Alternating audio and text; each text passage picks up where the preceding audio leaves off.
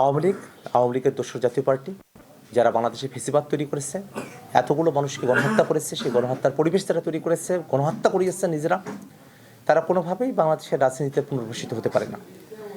জাতীয় পার্টিকে নির্বাচনে নিয়ে আসা এটা একটা এজেন্সির খেলা এবং এটা আওয়ামী পুনর্বাসনের প্রক্রিয়ার একটা ধাপ। এটা বাংলাদেশের জনগণ কোনোভাবেই এটা গ্রহণ করবে না। কার্যত জাতীয় পার্টি তাদের রাজনৈতিক আবেদন শূন্য হয়ে গেছে। বাংলাদেশের মানুষেরা তাদেরকে প্রত্যাখ্যান করেছে। তারা তাদের মুষ্টিমেয় নেতাকর্মীদেরকে নিয়ে তারা বাংলাদেশের জনগণের উপরে যে প্রতারণার রাজনীতি তারা অতীতে করেছে, সেটাকেও সামনের দিকে কন্টিনিউ করে যাওয়ার যে পথ তারা বেছে নেওয়ার চেষ্টা করছে এজেন্সির সহায়তায়, সেটাও বাংলাদেশের জনগণ কোনোভাবে বরদাস্ত করবে না।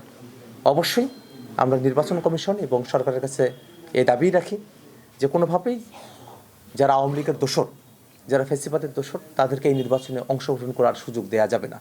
যারা গণতন্ত্রে বিশ্বাসী নয়, তারা কিভাবে গণতন্ত্রের সব থেকে গুরুত্বপূর্ণ ধাপ নির্বাচনে অংশগ্রহণ করার যোগ্য হতে পারে?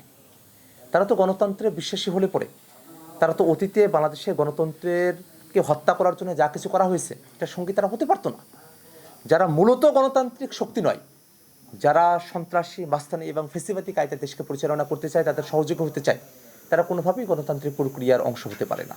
জাতীয় নাগরিক পার্টি, এনসিপি এবং জামাতে ইসলামী সহ যে 11 দলীয় জোট, আমরা বরাবরই গণভোটে হ্যাঁ ভোটের পক্ষে আমাদের মতামত ব্যক্ত করেছি এবং আমরা জনগণের কাছে গিয়েছি। নানাভাবে জনগণকে না ভোটের পক্ষে বলার মতো বিভ্রান্ত করার চেষ্টা করা হয়েছে, কিন্তু মানুষের জনগণ সকলেই একমত। আমরা গণভোটে হ্যাঁকে জয়যুক্ত করে বাংলাদেশে কাঙ্ক্ষিত যে সংস্কার সেটা বাস্তবায়ন করব এবং বাংলাদেশের যে রাষ্ট্র কাঠামো সেটাকে সামনের দিনে আরও কতটা গণতান্ত্রিক রূপান্তরের দিকে নিয়ে যাওয়া যায় সেই ভূমিকা আমরা জারি রাখবো।